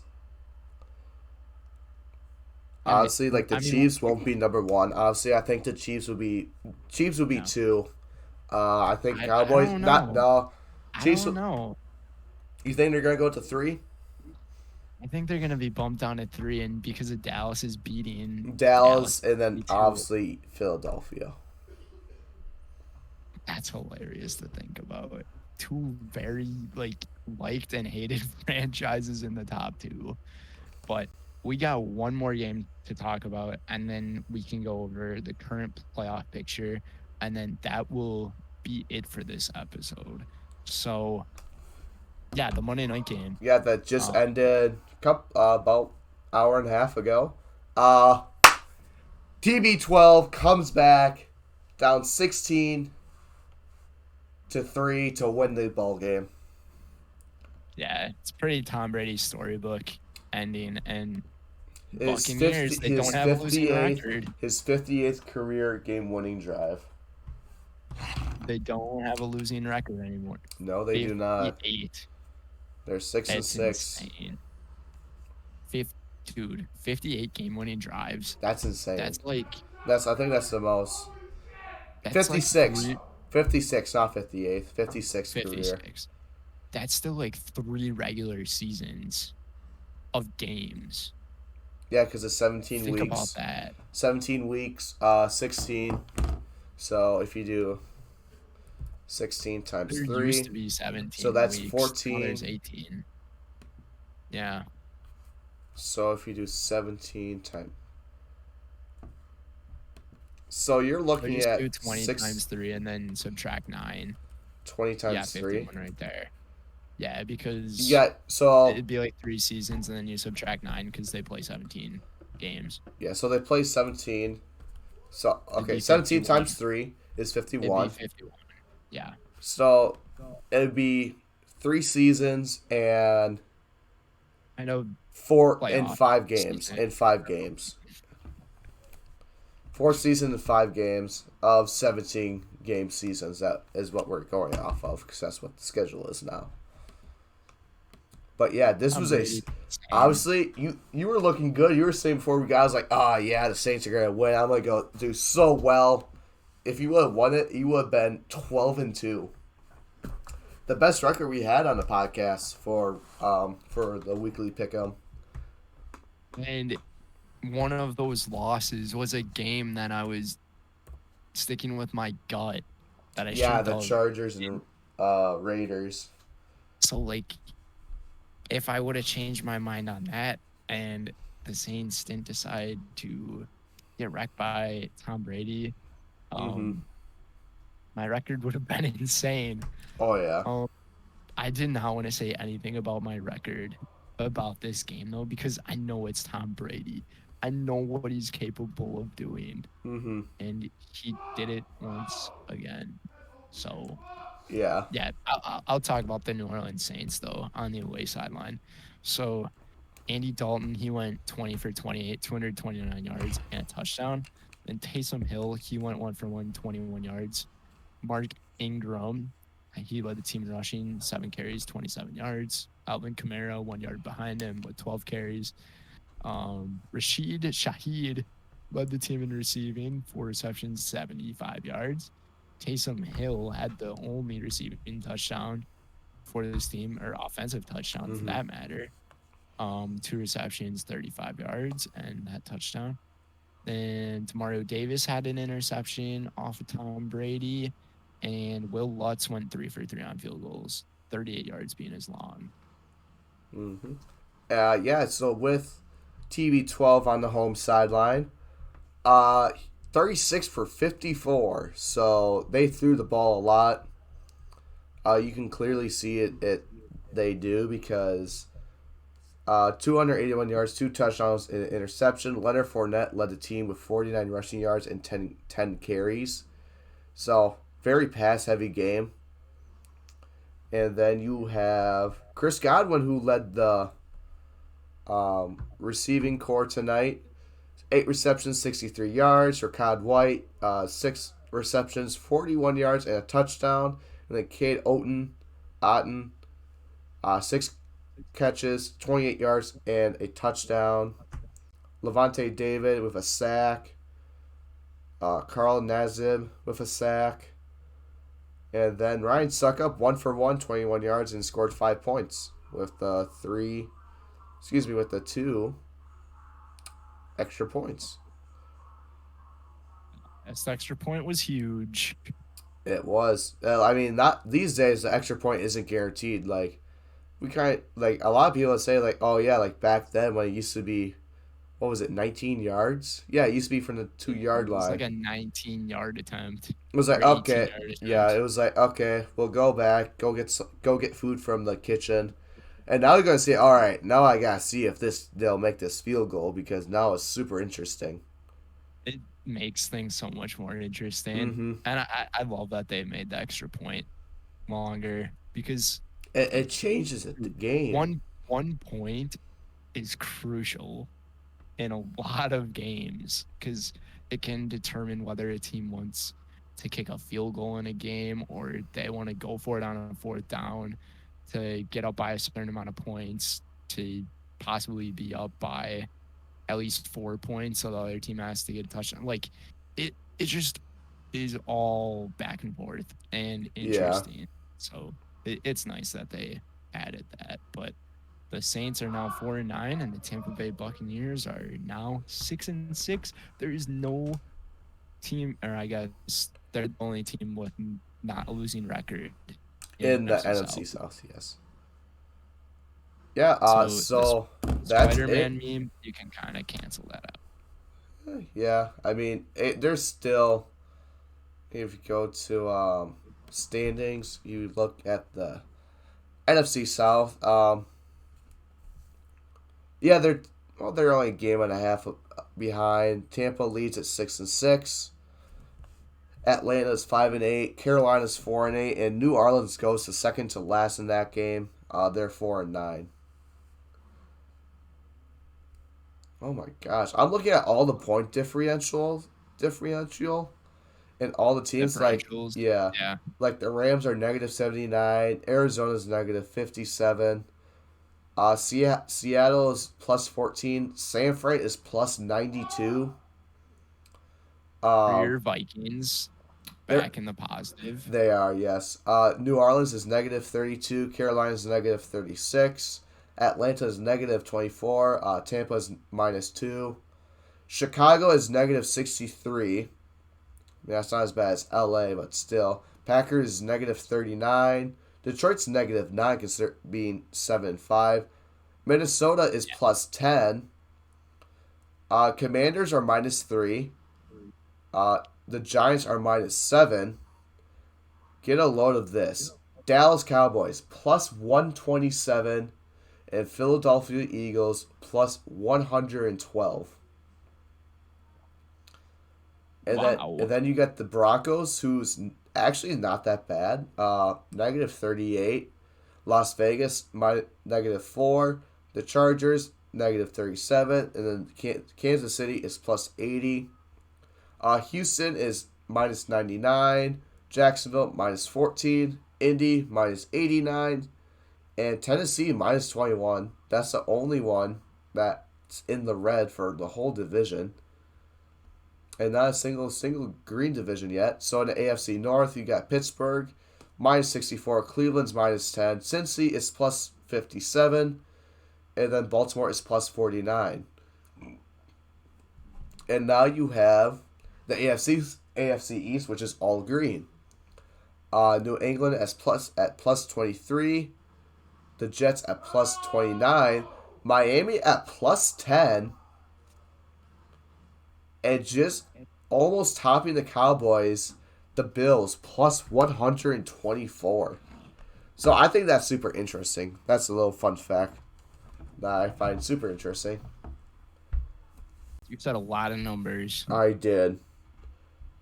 and it kind of messed up my head a little bit. Oh gosh, it's like that SpongeBob meme where he's looking at one side of the page with one eye, and the other side of the page with his other. So I'm kind of imagining it right now. Yes. But yeah, like, the biggest thing that stood out to me there is the Cowboys and Eagles point differential yeah, and how not even close it is. And then you got the Vikings with kind of an equivalent record, and their point differential is only +10. yeah. That's insane. So yeah, we can jump in. Actually, hold on. So after 3 weeks of weekly pick'ems, I am 30-14, and Brenden is 27-17. And if you say, "Oh, well, that's 10 weeks. That's 10 games a week for Matt." Well, you're absolutely correct. Week 11, I went 10-4. Week 12, 10-6. And week 13, 10-4. This is your first double-digit win. That's actually insane, Matt. I know. To get at least 10 games right, or at most 10 games right, that's pretty difficult to do. That is. I could win so much money if I would bet money on this, but I don't because I'm an NCAA athlete and I don't bet on games. Calvin Ridley. Anyways, Adam, burn. I thought you were gonna say something like, "Well, we live in the state of Wisconsin, so we can't. It's illegal." It actually is illegal too, by the way. Oh really? In Wisconsin. To bet on games? Yes. Oh well, I did not know that. Anyways, looking at the AFC conference for the playoffs, number 1 seed goes to the Bills because they beat the Chiefs. Chiefs number 2. No, the Bengals beat the Chiefs. But yes, the Bills did beat the Chiefs. Shut up. Yeah. Baltimore is 3. The only reason that they're 3 because they beat Cincinnati. Tennessee is at 7-5. Then Cincinnati is at 5, and they win the tiebreaker over Miami based on head-to-head win percentage. So they beat Miami. Miami's 8-4. They're the 6th seed. They dropped 4 spots. Yeah, they did. They went from 2 to 6. That's an ouch. Yeah, that one game really fucked them up. Jets are 7-5. They're the 7th seed. And New England is the 8th seed. So yeah, 6-6. Wins tiebreaker over Los Angeles based on best win percentage. So they beat them in a head-to-head game. Mm-hmm. And then basically, these are teams you can really count out. Denver's going to get eliminated. Jacksonville's going to get eliminated. Indy's going to get eliminated. The whole AFC South is going to get eliminated. It's just going to be the Titans. Yes. That's really going to be it. But then, onto the NFC side. Obviously, Eagles are at number 1. Minnesota at 2. San Fran at 3. See, I like how the NFC is because AFC is like all these complicated things. So you go to the NFC, it's just like, oh yeah, here it is. Because By the way, it's just nice and simple. it's because in every like the divisions of the NFC, the only conference that is like for grabs, it seems like, Is the is the South? East and the South. Like the Well, both South of them is are. too, but the fact that Tampa Bay won tonight's game, They're a it game and a puts half them, ahead. yeah. But So that's yeah, gonna take 2 weeks to change that. But other than that, it's the East. Like because all it's three gonna of be them moving are back and in. forth, and then the rest of the Well, no. divisions are kind of trash. Yeah, so like I said, Philly at 1, they're 11-1. Minnesota at 2, 10-2. San Fran at 3, 8-3. Tampa Bay after winning tonight, they're 6-6. Dallas at 5, they're 9-3. New York Giants 7-4-1, they're at 6. Seattle at 7-5. And then obviously the Commanders game that tied, they got dropped out of the playoffs, so they're the number one in the hunt right now at 7-5-1. And then the second team in the hunt is the Detroit Lions at 5-7. So basically, Ooh. and then it's Atlanta and then Green Bay. They're both at 5-8. Atlanta wins the tiebreaker over Green Bay based off strength of victory. So I think like being tougher teams. Because Are you on ESPN? yes, I am. On NFL, it says the Packers are ahead of the Falcons. Yeah, I like ESPN better because like yeah, NFL is nice and short and sweet, but ESPN explains everything. I didn't even know like strength of opponents was like Yeah, I'm gonna see who the tiebreaker when it came to something like that. I want to see the see how who they beat.